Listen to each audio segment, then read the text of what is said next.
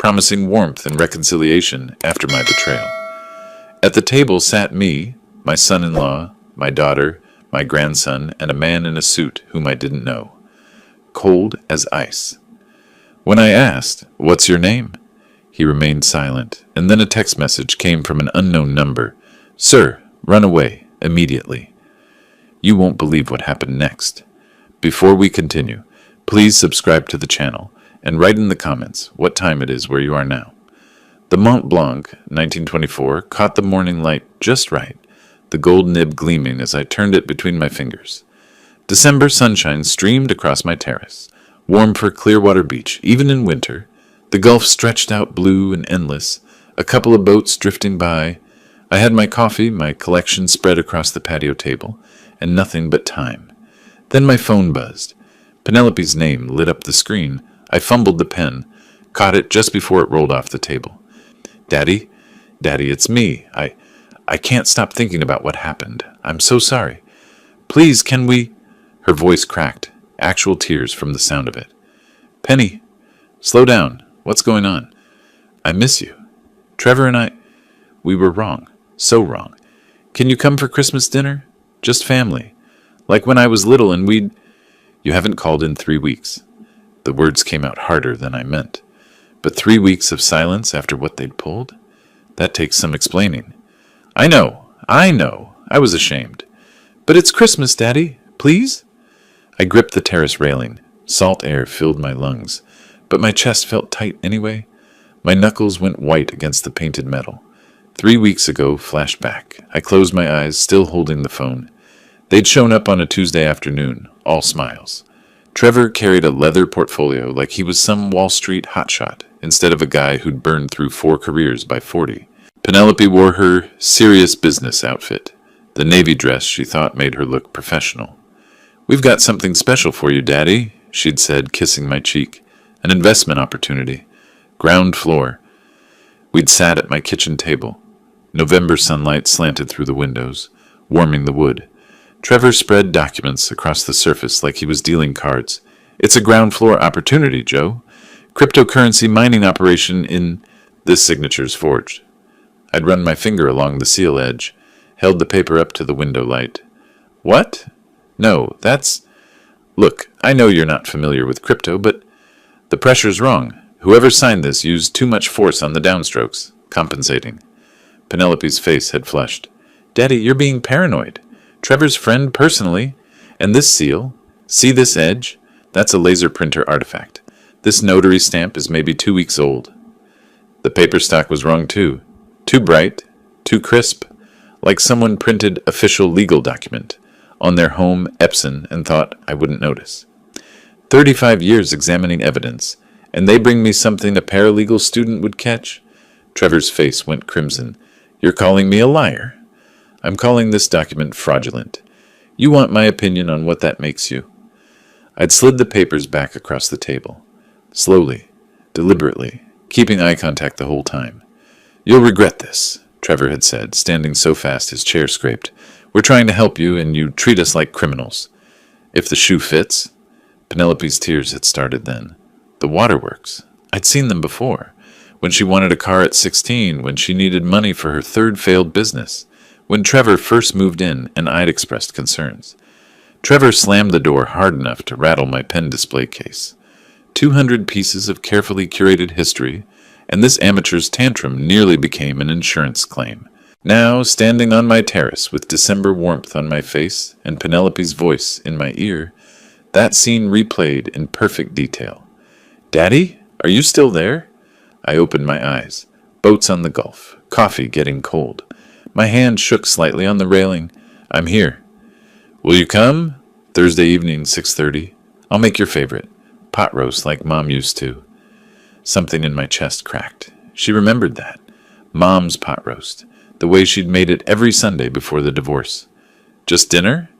Just family, I promise. My throat felt tight. Okay, I'll be there. Thank you, Daddy. Thank you so much. I love you. The call ended. I stood there, phone in hand, staring at nothing. My other hand still gripped the railing. The breeze carried the scent of salt and seaweed. Same as every morning, but somehow different now. I walked inside, poured 2 fingers of whiskey into a tumbler at 9:30 in the morning, something I hadn't done since my retirement party 5 years back. The amber liquid caught the light streaming through my kitchen window. Before I could raise it to my lips, the phone buzzed again. Unknown number. Text message. Mr. Perry, this is Paloma Torres. I clean house next to your daughter. I need to tell you something. Please call me.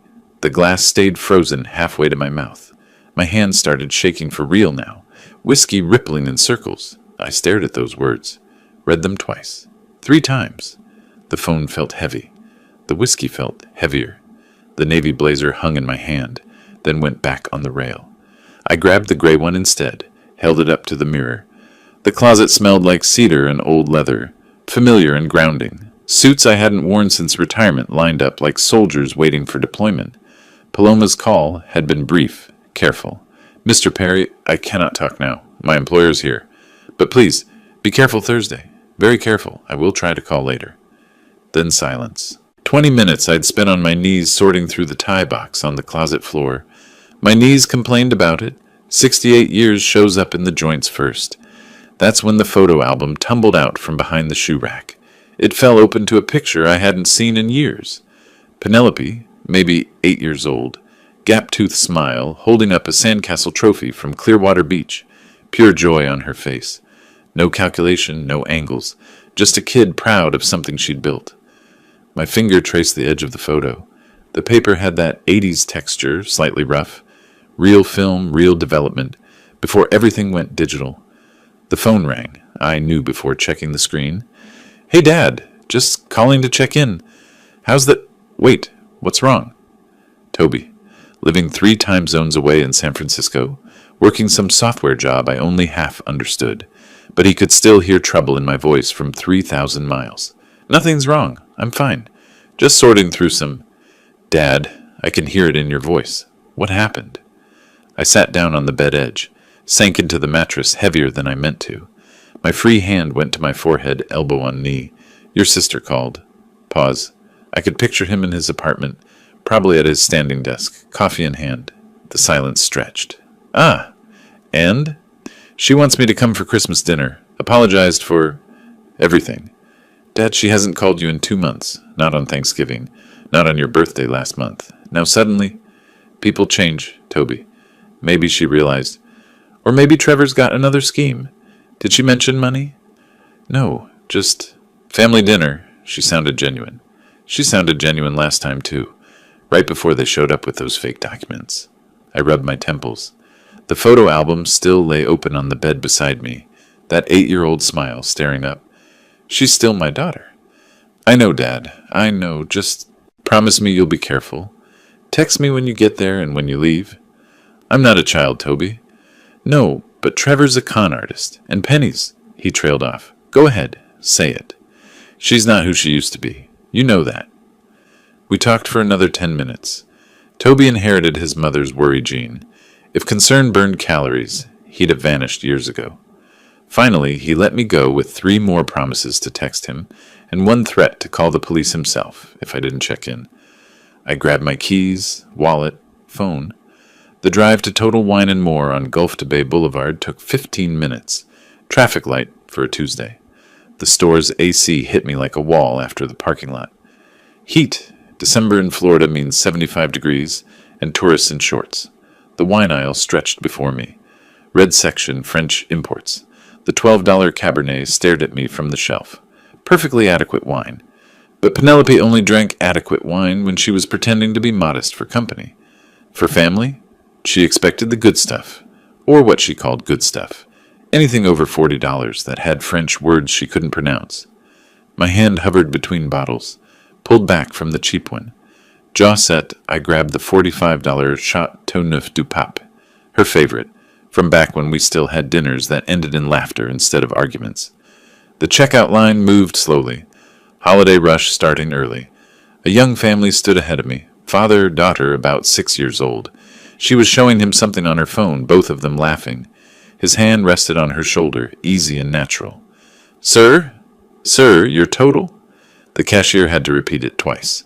I fumbled my card out, swiped it. The family walked away, still laughing.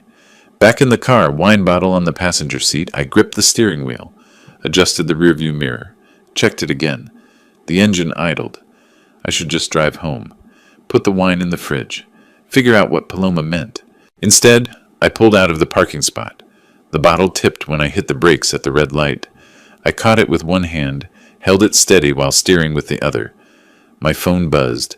I didn't look until I pulled into my driveway. Text from Penelope. Dad, I'm so happy you're coming.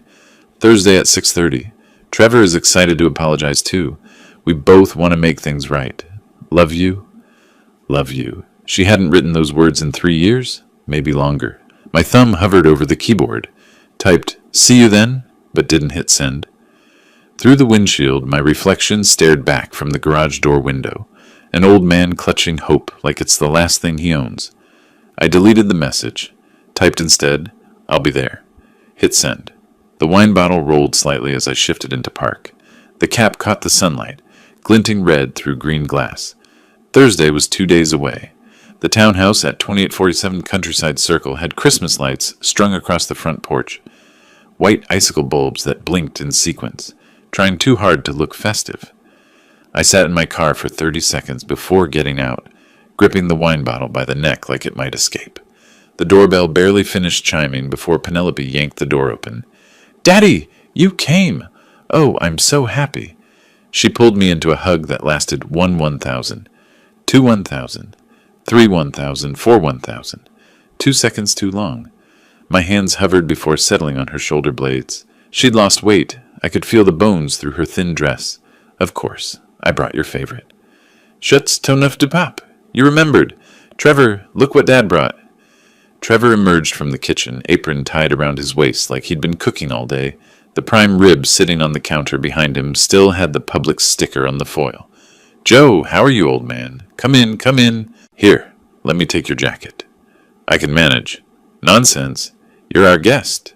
He practically pulled the blazer off my shoulders.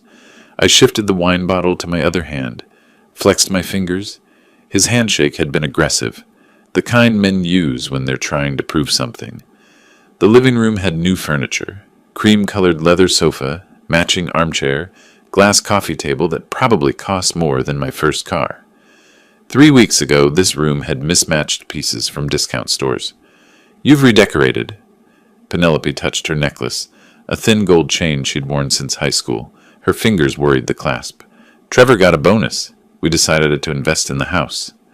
Rental houses appreciate differently than owned homes. Trevor's smile tightened.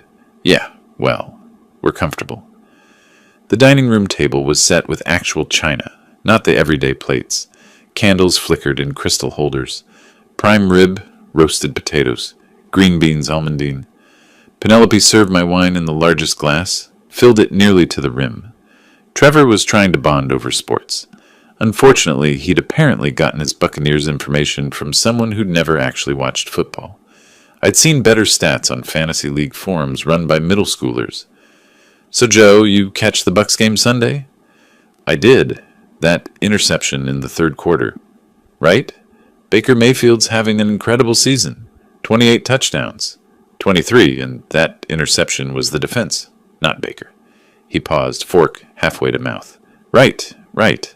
I meant overall this season. I cut my prime rib methodically. Small bites. Watched their faces between forkfuls. Penelope kept refilling my glass like she was watering a plant that might die without constant attention. Either she wanted me relaxed, or she'd confused hospitality with bartending at happy hour. Kieran, honey, put the phone away. Grandpa's here. My grandson had the posture of someone texting the nuclear launch codes. Whatever was on that screen was apparently more important than the prime rib that cost Trevor $50. I didn't take it personally. At 14, I'd thought girls were more interesting than grandparents, too. Kieran! Trevor's voice cut sharp. The kid sighed like we'd asked him to donate a kidney. Put the phone in his lap, not on the table. His eyes never left the screen. Penelope's face went tight, then relaxed too quickly. She touched her necklace again. Dad, I wanted to talk to you about getting your finances organized. You know, estate planning, tax strategies. My finances are organized. Well, yes, but Trevor's been learning about trusts and I have a will. Trevor leaned forward. A will's not enough these days, Joe. You need asset protection. What if something happens? Medical emergency? Nursing home costs? I'm 68, not dead. He laughed. Forced. The sound bounced off the walls wrong. Of course. We just want to help. Family helps family, right? Penelope refilled my wine for the third time. Her hand shook. A drop hit the tablecloth, dark red spreading across white linen. She rubbed at it frantically with her napkin, and for half a second I saw the kid who used to cry when she broke things, terrified of disappointing me. She caught my eye, something flickered there, maybe regret, then Trevor's hand covered hers on the table. The moment passed. Her smile returned, plastic and bright. The wall clock read 7:13. Penelope glanced at it, then at Trevor. He nodded slightly. 7:15. The doorbell rang. Penelope's face lit up with surprise, so poorly acted I almost laughed. Oh, that must be Kenneth. I completely forgot. You forgot someone was coming? Well, not forgot exactly. He's our financial consultant. I asked him to stop by for coffee, to discuss some opportunities. What opportunities? Trevor pushed back from the table. Just some ideas for your retirement, investments. I'm not interested in investments. We discussed this. Penelope was already walking to the door. Just hear him out, Dad, please. For me? The man who entered wore a Brioni suit. I recognized the cut, the way the fabric moved. $3,000 minimum. Italian leather briefcase in his left hand. Phone in his right pocket, creating a slight bulge. He had the kind of face that smiled without warmth, like a shark deciding whether you were food. Mr. Perry. Not a question, a statement. I stood. Old school manners die hard. Extended my hand across the coffee table. Josiah Perry. And what's your name, sir? He looked at my hand. Didn't move. His eyes met mine, flat and measuring, like I was a used car he was considering buying for parts. Trevor filled the silence, nervous energy spilling out. This is Kenneth Rutherford. He's a professional conservator, financial guardian. He helps families. I don't need help. Kenneth settled into the armchair opposite me, set his briefcase on the coffee table with deliberate care. The locks clicked open with expensive precision. He withdrew a leather folder, placed it exactly centered on the glass surface. That's often what people say, Mr. Perry. His voice was smooth as ice water, right before they need it most. My phone vibrated in my pocket. Once, twice, 3 times in rapid succession. Penelope watched me with that fixed smile. Trevor stood behind my chair. Kenneth's flat eyes never left my face. Your daughter and son-in-law, Kenneth continued, have expressed concerns about your welfare. I'm here to help you. The word help landed like a threat. I pulled out my phone, angling it low behind my coffee cup. Trevor shifted his weight. I felt him move closer to my chair. 3 text messages from Paloma. Mr. Perry, they are trying to make you conservatorship. Kenneth Rutherford is professional. He does this. Takes control of people's money. Get out now! This is trap. My face must have drained of color. The phone felt heavy in my hand. Everything okay? Penelope's voice came from somewhere distant. Fine. Just fine. The words barely made it out. Kenneth opened the folder. Papers slid onto the glass table with a whisper. Official letterhead. Legal formatting I recognized from 3 decades of examining documents. These are preliminary assessments. Financial documentation. Witness statements regarding your recent behavior. My recent behavior? Penelope sat on the sofa, arm next to me, too close. Her perfume made my throat tight. Dad, you've been forgetting things. The argument we had, you said things that didn't make sense. I said your documents were forged. Because they were. Trevor's voice came from behind my head. See? That's exactly the kind of paranoid thinking. I stood, too fast. The room tilted slightly. My hand caught the armrest, steadied myself. Stop. Just stop. The documents were still visible on the table. My name jumped out from the legal text. In the matter of Josiah Perry. The date at the top was today's date. They'd already filed. Daddy, please sit down. We're only trying to help. Help? By declaring me incompetent? Kenneth's expression didn't change. No one's declaring anything yet, Mr. Perry. This is exploratory. A conversation. My heart hammered against my ribs. Vision narrowed to tunnel focus on the door. The room felt smaller, air thicker. 35 years catching predators, and I'd walked right into their parlor. Conversation's over. I grabbed my coat from the rack, fumbled with the buttons, missed the first one, had to restart. My hands shook. I don't feel well. Heart palpitations. I need to leave. Now. Penelope followed me to the door. Dad, wait. You can't drive if you're... I can drive. Trevor moved between me and the exit, not blocking exactly, just there. Maybe you should sit down, Joe. We can call you a doctor. Move. My voice came out harder than I meant. Please. He stepped aside, slowly. Kenneth remained in the armchair, calm as someone watching television. Drive safely, Mr. Perry. We'll be in touch. The hallway mirror caught my reflection as I passed. Pale, scared, old. Behind me, through the doorway, Kenneth pressed his phone to his ear. His lips moved. He was smiling. Outside, the Christmas lights blinked their stupid pattern. My car keys slipped through my fingers twice before I got the door open. Kenneth stared at me like I was a specimen in a jar. I'd met friendlier people at the DMV. At least DMV employees eventually acknowledged you existed, even if it was just to tell you that you were in the wrong line. I backed out of the driveway too fast, brakes squealing. My phone buzzed. I pulled over at the stop sign, hands shaking so hard I could barely hold it. Texted Toby. You were right. Leaving now. Call you from home. His response came immediately. What happened? Later. Not safe to text and drive. Through my rearview mirror, headlights turned on at Penelope's house. A black Mercedes SUV pulled out of her driveway, Kenneth's car. It turned the opposite direction, away from me. I took a breath. Another. My hands gripped the steering wheel. I'd buttoned my coat with all the coordination of a man defusing a bomb while drunk. Trevor probably added inability to work simple fasteners to his list of reasons I was incompetent. The phone rang. Unknown number. I stared at the screen. Finger hovering over the answer button. Let it go to voicemail. The notification popped up immediately. I pressed play. Joe, Penelope called me yesterday. Said you might need some legal help. Give me a call, buddy. Let's catch up. Marcus Holland, my attorney, my friend. Penelope had called him yesterday, before tonight's dinner, before I'd decided I needed a lawyer. My stomach dropped. They'd been planning this for days, maybe weeks. The dinner, the documents, Kenneth's precisely timed arrival. Everything calculated. And they'd already started poisoning my resources, reaching out to Marcus with whatever story they'd invented, setting the stage so when I called for help, he'd already have their version in his head. I sat at the stop sign for 30 seconds. A car behind me honked. My phone buzzed again. Text from Penelope. Dad, you forgot your wine. I'll save it for next time. Please drive safe. Love you. The wine I'd brought, still sitting on their counter, $45 of Chateauneuf du Pape that I'd carefully selected because I remembered it was her favorite. They couldn't even let me leave with my dignity. I pulled away from the stop sign, headed toward Gulf Boulevard. My house was 15 minutes away. Toby was 3 time zones away. Marcus was compromised. Paloma was risking her job to warn me.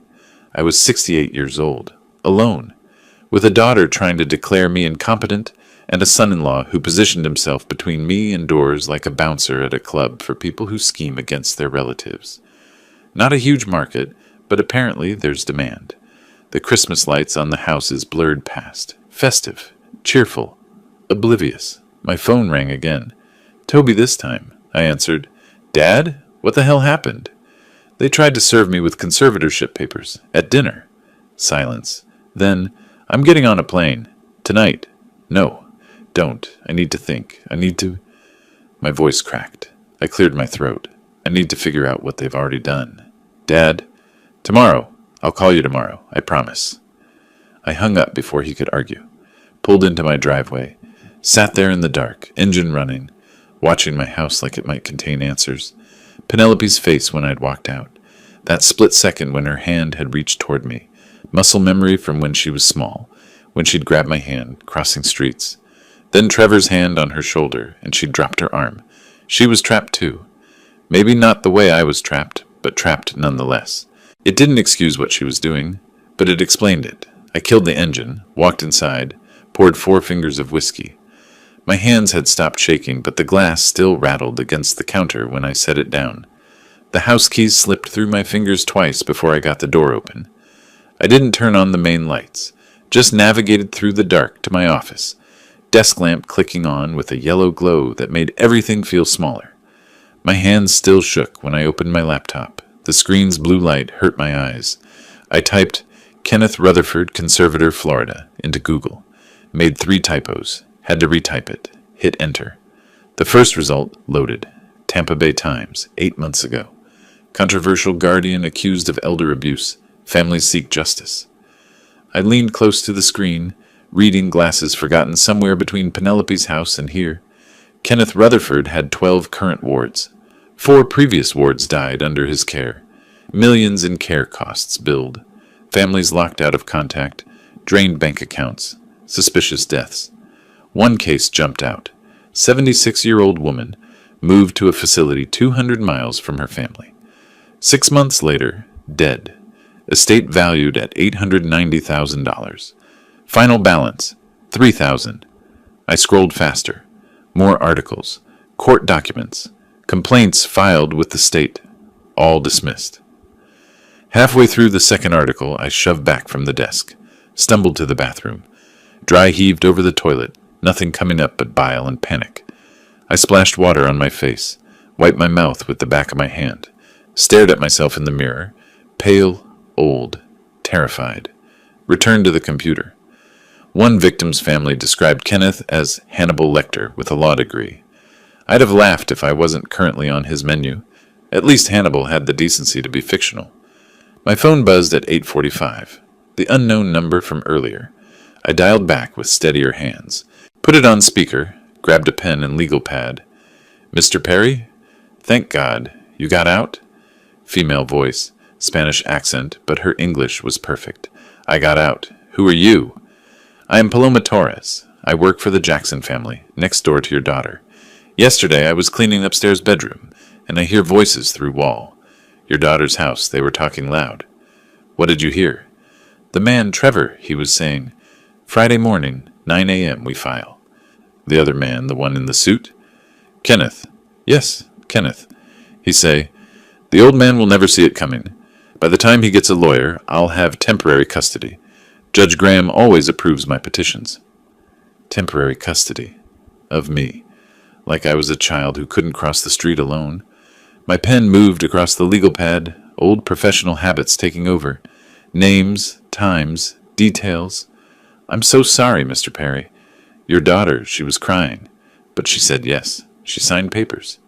Why are you telling me this? You don't know me. Pause. Long enough I thought she'd hung up. My mother, in Guadalajara. 3 years ago my uncle, he did the same thing to her. Said she was too old, needed help. They put her in a, facility. She died there, 6 months. We never got to say goodbye. He took everything. I'm sorry. No one helped her. No one warned her. I can help you. I have to. Paloma said housekeepers are invisible to people like Penelope and Trevor. I thought about all the times I'd worked crime scenes where the cleaning staff saw everything.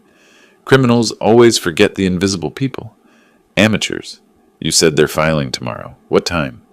9 in the morning. Pinellas County Courthouse. Kenneth said Judge Graham has first docket Friday mornings. Judge Theodore Graham? Yes, I write it down. You want the petition number? I saw it on the papers on your daughter's table. You saw the actual papers? I was dusting. They leave everything out. They don't see housekeepers. We are invisible. Their mistake. Yes, give me that number. She rattled off details. I wrote them all down. Petition number. Filing time. Judge's name. Witness statements prepared by Penelope, Trevor, Kenneth's professional assessment.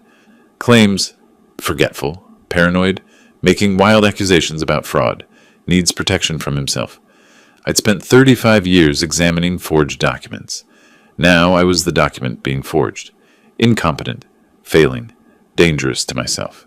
The irony would have been delicious if it wasn't potentially fatal. Mr. Perry, are you still there? I'm here. Thank you, Paloma. You're risking your job for this. Is not just job, is doing right thing. My mother, she deserved someone to fight for her. We hung up. I sat motionless for a full minute. then walked to the terrace, gripped the railing. The gulf stretched out black and empty, waves I could hear but not see. My phone had been buzzing during the call. Text from Toby. "Dad, you home safe? Answer me." I texted back. "Home. Researching. Call you tomorrow." His response came immediately. "What happened at dinner?" "Worse than we thought. Much worse. Not ready to talk. Trust me." "I'm booking a flight." "Not yet. Let me think." "We'll call morning." I went back inside, pulled out a fresh legal pad, wrote counter-strategy at the top in capital letters, stared at the blank page beneath it. 9 hours until they filed. 9 hours to figure out how to fight a predator who owned judges, had 12 current victims, and had just added me to his list. The phone rang. Unknown number, different from Paloma's. I answered cautiously. "Hello? Joe? Joe Perry? It's Marcus Holland. I got your number from the Florida Bar database. Listen, I just heard the most disturbing thing from a colleague. Some conservator named Kenneth Rutherford is apparently targeting you. Joe, I've known you 30 years. This is outrageous. You need legal help immediately, and I'm offering. My office tomorrow morning, 8 a.m. We'll stop this cold." Marcus sounded genuine, concerned. Perfect. Too perfect. The voicemail from earlier flashed in my memory. Penelope called me yesterday. My gut screamed warning, but my options were vanishing faster than my confidence. 8 a.m., I said slowly. "I'll be there." "You're doing the right thing, Joe. Get some sleep. I've got this." I hung up, stared at the phone. Trap or lifeline? 12 hours to decide if paranoia was wisdom or madness. Marcus Holland's office was on the 12th floor of a building on Cleveland Street. Glass and steel, professional but not ostentatious. I checked the directory in the lobby, took the elevator up, stood outside the frosted glass door reading Marcus Holland, Attorney at Law. Steadied myself, opened it. "Joe Perry, get in here, you old friend." Marcus came around his desk with open arms. I accepted the hug, but my body stayed stiff. If he noticed, he didn't show it. "How long's it been? 10 years? 15? 20? Since the Hernandez forgery case." "Right, you testified. Nailed that guy on the signature analysis. Judge called your work devastatingly thorough." "Coffee?" "Please. Black." Marcus had photos of his family on the desk. Wife, 2 kids, golden retriever, the American dream in gilded frames. Made me wonder if they knew Daddy's law practice specialized in screwing over senior citizens for commission. Probably not a dinner table topic. Still sharp as ever, I bet. So Penelope said you needed help with some kind of guardianship issue? I paused. That's one way to put it. Start from the beginning. I told him everything. The forged documents 3 weeks ago. The dinner. Kenneth's arrival with conservatorship paperwork. The escape. Paloma's warning. The articles about Kenneth's previous victims. Marcus took detailed notes on a legal pad. Asked pointed questions about my finances, daily routine, medical history. They're filing this morning, 9 a.m. Pinellas County, Judge Graham. Marcus checked his watch. That's in 45 minutes. Okay, we can work with this. I'll file emergency opposition. Demand continuance. Get you evaluated independently. Relief washed over me like a wave. First time since Thursday I could breathe properly. Joe, I need complete transparency. Every asset, every account, every medical record. The more ammunition we have, the harder we hit them. I slid the manila folder across his desk. Everything I'd prepared at 3 a.m. Bank statements, investment accounts, house deed, insurance policies, medical files from my last physical. Perfect. This is thorough. You always were methodical. 35 years of documentation habit. Marcus flipped through pages, nodding. His phone came out. He photographed several documents. I assumed it was for his files. We'll establish an irrevocable trust. Lock everything down. They can't touch assets in proper trust structure. You'll need to sign some documents, but I'll have them ready by end of day. How fast can we move? Opposition filed by 2 p.m. Emergency hearing requested for tomorrow. Joe, I promise you, they picked the wrong man to mess with. I leaned back in the leather chair, closed my eyes briefly, accepted a second cup of coffee. Marcus walked me to the elevator, hand on my shoulder. I've got this, buddy. Stop worrying. That's my job now. The elevator doors closed. I watched the floor numbers descend. For the first time in 2 days, I felt something like hope. 3 days crawled by. Marcus kept texting, "Trust the process." I'd heard that phrase before, usually from people about to screw you. Plumbers say it before doubling the estimate. Mechanics say it before finding more problems. Lawyers say it before cashing your check and vanishing. But I wanted to believe. Friday afternoon, filed at 2:15. Waiting for hearing date. Sit tight. Saturday. Weekend, courts closed. Monday we'll know more. Relax, you're protected. Sunday evening. These things take time, Joe. Trust the process. Trust me. Monday morning. Meeting with clerk this afternoon. We'll call you tonight with update. By Monday lunch, I couldn't sit still. Drove to St. Armand's Circle to clear my head. Pulled into the Columbia restaurant parking lot. Through the window, I saw them. Marcus and Kenneth. Corner table. Laughing. Whiskey glasses. Briefcase between them.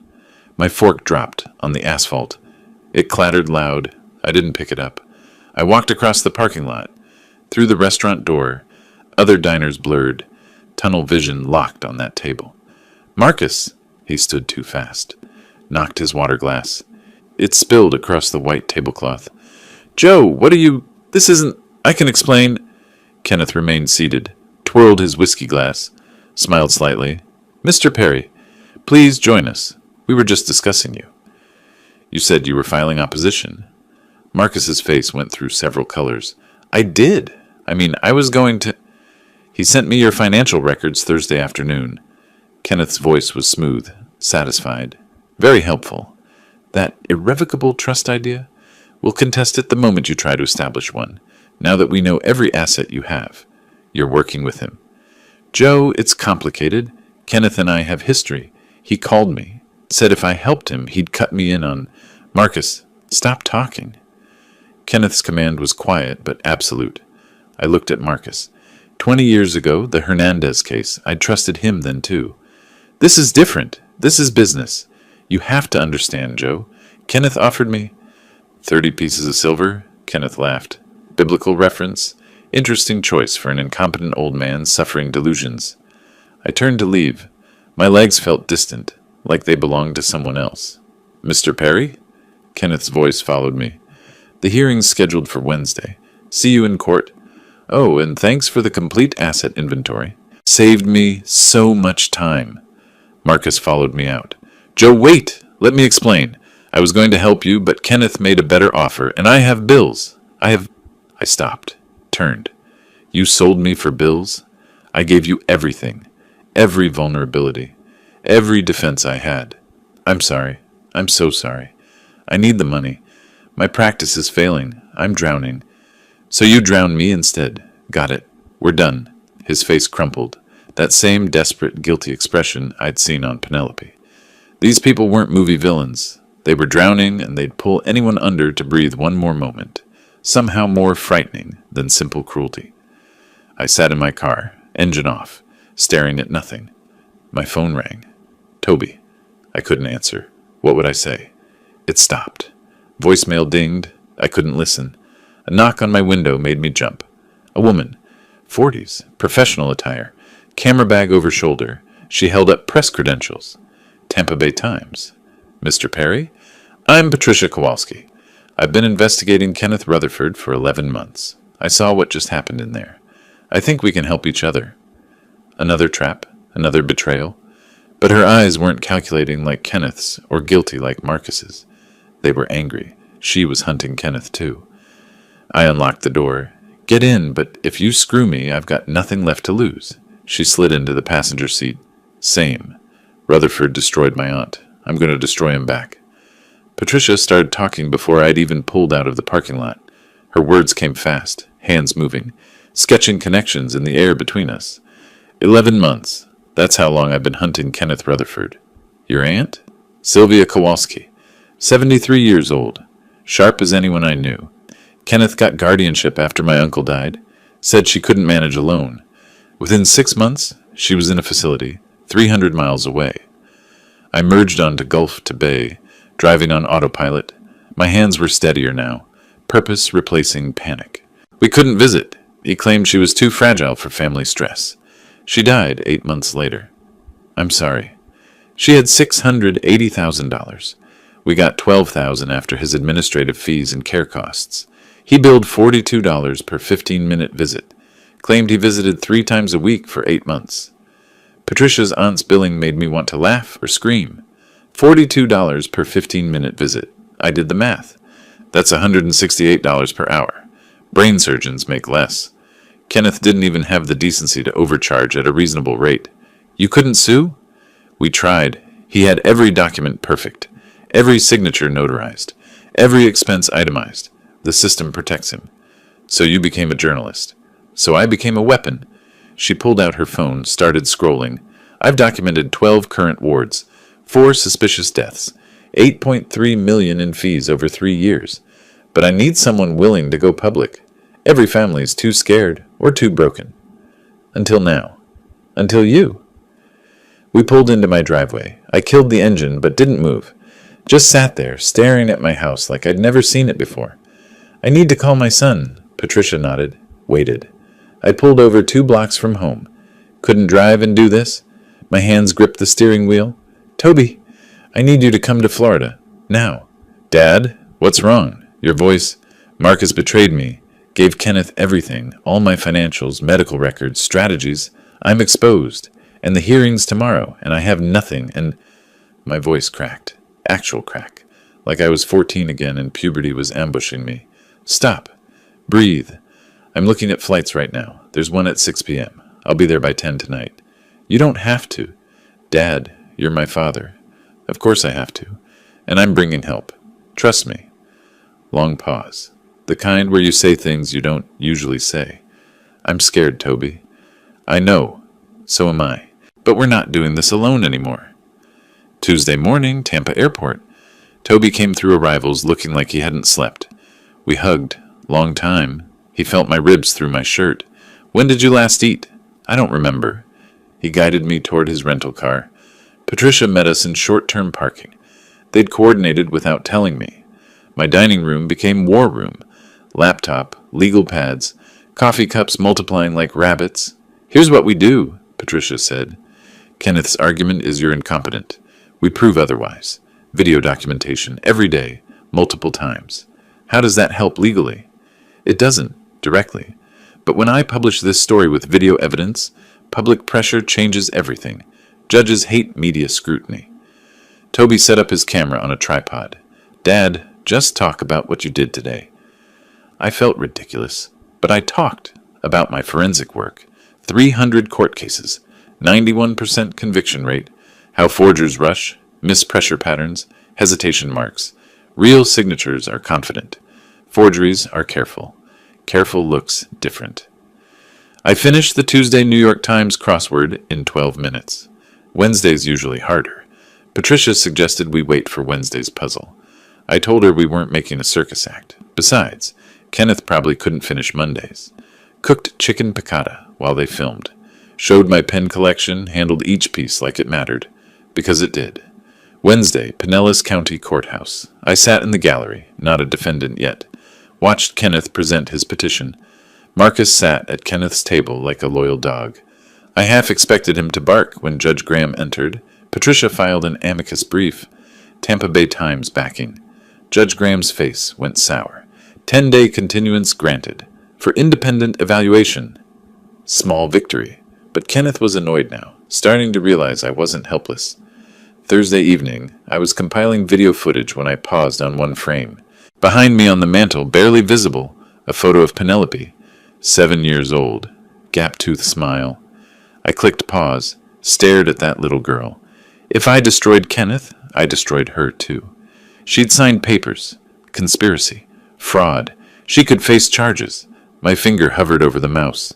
Didn't move. She was still my daughter. Somewhere under the desperation and weakness and Trevor's influence, somewhere in there was the kid who cried when she broke my favorite coffee mug. I'm sorry, Daddy. I'm sorry. I didn't mean to. She'd known then it was wrong. She knew now it was wrong. But she was doing it anyway. That was worse than simple cruelty. Weakness makes people more dangerous than malice. Toby found me like that, sitting in darkness, screen frozen on his sister's childhood face. That's Penny. When I destroy Kenneth, I destroy her too. She tried to have you declared incompetent, to steal your life. She's still my daughter. She stopped being your daughter when she chose Trevor over you, when she chose money over your freedom. Did she? Or was she scared? Desperate? Weak? Pause. Does it matter? Long silence. The Gulf waves outside my window kept their rhythm. I don't know, but I have to finish this anyway. Then finish it. Mourn her after. I clicked play. The video continued. Later that night, Patricia spread documents across my table. Template contracts from Kenneth's cases. Yellow highlighter marking clauses. Page 47. Does this make sense to you? I read clause 14.3. Read it again. This says if I die under conservatorship, assets don't go to next of kin automatically. They go to a state trust managed by conservator, with administrative discretion on distribution. Meaning, Kenneth controls whether Penelope and Trevor get anything, even if they're named in my will. Toby leaned over my shoulder. He was going to cut them out? Probably. Why share when he can keep everything? Patricia's eyes gleamed. They don't know this. They think they're getting your estate after you're gone. I stared at the clause, the implications spreading like cracks in ice. They were planning my death, and they didn't even know they'd get nothing for it. That's almost funny, Toby said, if it wasn't horrifying. Patricia gathered her notes. We can use this. Show Trevor. Flip him against Kenneth. I stood, walked to my office, returned with a file folder 20 years old. You're investigating Judge Graham, too? Graham's approved every single one of Kenneth's petitions for 3 years. 96 petitions. 96 approvals. That's not coincidence. That's corruption. I slid the folder across the table. 20 years ago, I examined documents in a real estate fraud case. The notary who certified fraudulent signatures. Graham, before he was a judge. Case was dismissed on technicality, but I kept my notes. Patricia opened the folder, read, looked up slowly. You've been sitting on this? I didn't know I'd need it. Now I do. She smiled. Not friendly. Predatory. Sunday's going to be very interesting. Sunday morning, I opened my front door in my bathrobe. Tampa Bay Times on the doorstep. Kenneth's face above the fold. Not a good photo. They'd chosen one where he looked exactly like what he was. Florida's most dangerous guardian. Kenneth Rutherford's trail of elder abuse. I stood on my doorstep reading. Didn't move for 5 minutes. Neighbor walking her dog waved. I didn't notice. Kitchen table. 3 of us shoulder to shoulder flipping pages. Patricia pointing out paragraphs she'd fought her editor to keep. 12 current wards. 4 suspicious deaths. 8.3 million in fees. Pattern of isolation. Judge Graham's perfect approval rate. My phone started ringing. Silenced it. By noon, 47 missed calls. Texts flooding from old colleagues, neighbors, people I hadn't talked to in years. The interviewer asked if I seemed like someone who needed a guardian. I told her if I did, she should check the credentials of whoever was guarding her, because her judgment was clearly impaired. She laughed. Viewers apparently loved it. I was just being honest. Monday afternoon, WFLA News 8 studio. Makeup artist powdering my face. Haven't been prettied up since my wedding. Toby adjusted my tie. Patricia coached from the green room. On camera, I solved a Rubik's Cube while explaining forensic methodology, handled my pens, spoke in complete paragraphs without notes. The interviewer held up 2 signatures. Can you tell which is forged? They look identical to me. Exactly. That's why experts exist. The real signature has natural variation in pressure. The forgery is too consistent. Forgers don't breathe when they write. Clips went viral by evening. 68-year-old forensic expert fights conservatorship scam. Monday night. Patricia analyzing Kenneth's standard contract, cross-referencing with what Penelope had signed. Joe, look at this. Clause 14.3. I read the legal language, translated it. My blood went cold. Kenneth controls whether Penelope and Trevor get anything. They signed away their own inheritance. They don't know, Patricia said. We tell Trevor. Show him the contract. Maybe he flips. Tuesday morning, Christmas Eve. We found Trevor at his dealership. Luxury cars gleaming in winter sun. Patricia blocked his exit with her car. What do you want? I'm working. I'm Patricia Kowalski, Tampa Bay Times. You read my story? His face hardened. I don't talk to press. Not even about how Kenneth Rutherford was going to screw you? She opened the folder. Read page 47. Clause 14.3. Trevor's eyes tracked the words. His face changed colors like a mood ring. This doesn't mean what you're saying. It's just legal language. It means if Joe dies under conservatorship, Kenneth has sole administrative discretion over who gets what. You're not guaranteed anything. But he promised. We had a deal. 30%. Toby's voice came hard. You had a deal for 30% of my father's life. Trevor was trying to hold the papers. His hands shook so violently they scattered. He bent to gather them, dropped them again. It's not like that. We weren't going to hurt him. Just managed care. A facility. He'd be comfortable. Patricia's voice stayed level, clinical. 4 of Kenneth's previous wards died in facilities.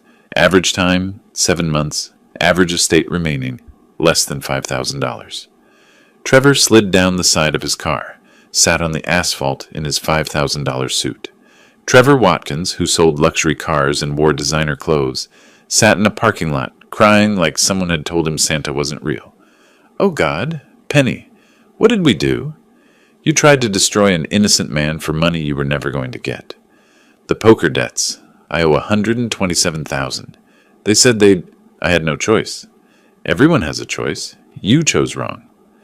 I was listening on speakerphone in Patricia's car, parked 50 feet away, watching through the windshield.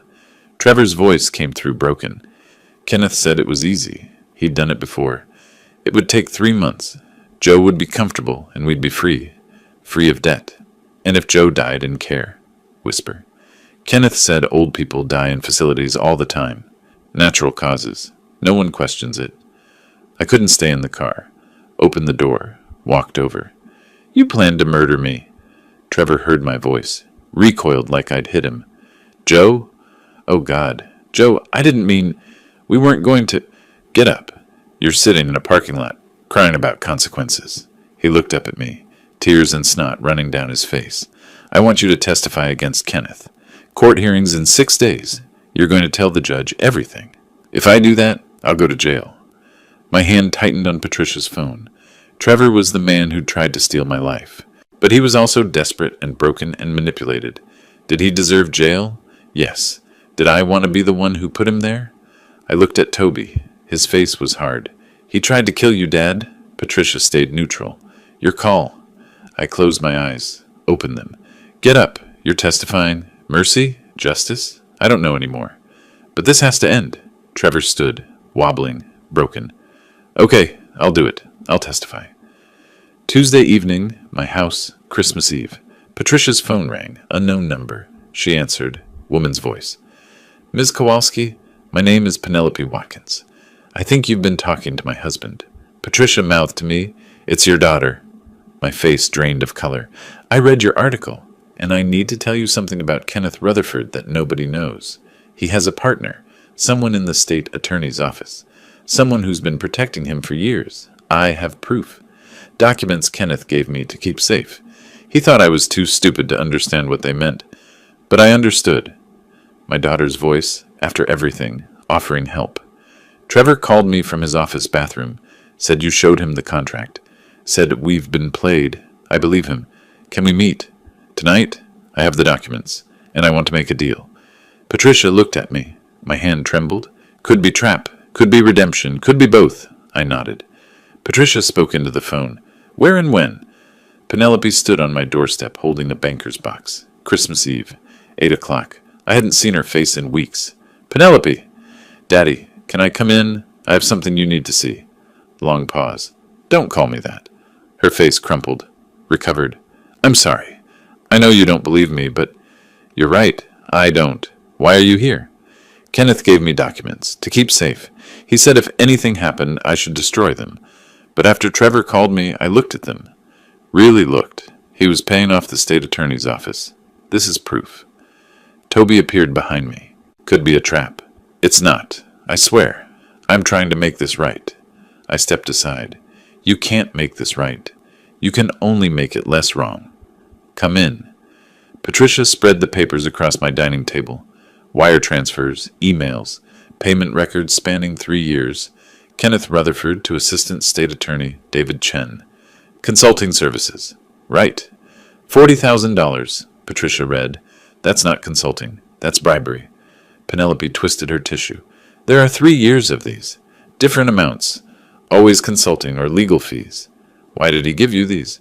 He thought I was too stupid to understand what I was holding. Were you? She flinched. Yes. Until Trevor told me about the contract. Patricia photographed each page. This destroys him.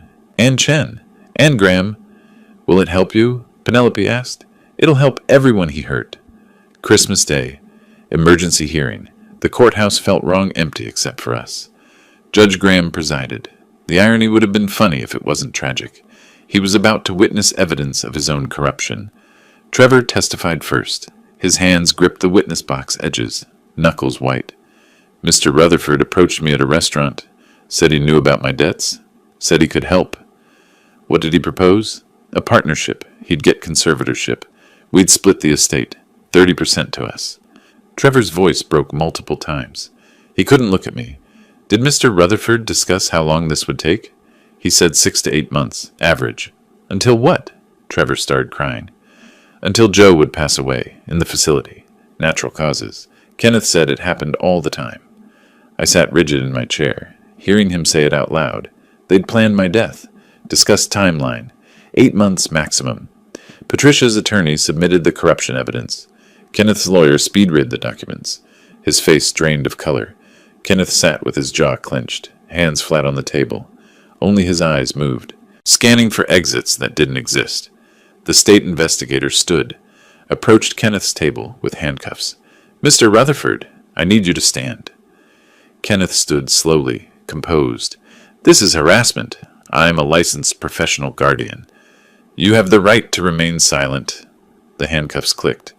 Kenneth maintained dignity, right until that sound.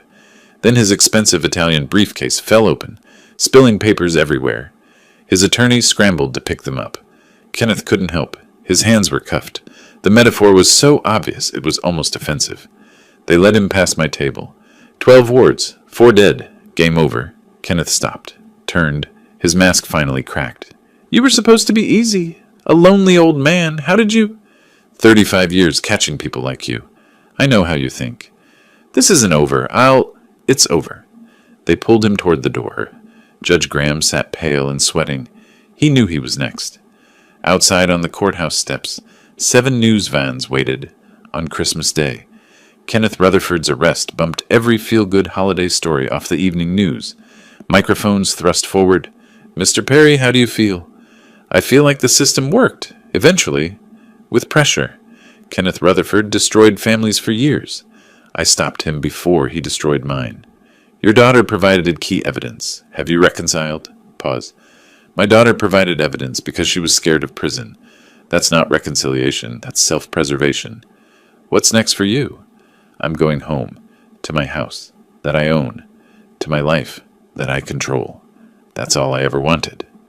Christmas evening, 6 o'clock. Sun setting over Tampa Bay in the distance. Patricia packed her equipment. Toby stood beside me, hand on my shoulder. Penelope exited the courthouse alone, walked past us without speaking, got into an old Honda, not her usual car, drove away. I watched her taillights disappear. You okay, Dad? I won. I'm alive. I'm free. I should be okay. But she's still my daughter, and I just watched her drive away, knowing I'll never see her again. Toby squeezed my shoulder. We stood there as darkness fell, victorious and empty. 2 months later, I established a routine. Morning swim in the Gulf, breakfast on the terrace, reading news about guardian reform legislation moving through Tallahassee. Letters from other victims' families piled on my desk. I answered each one. Kenneth sat in Pinellas County Jail without bail.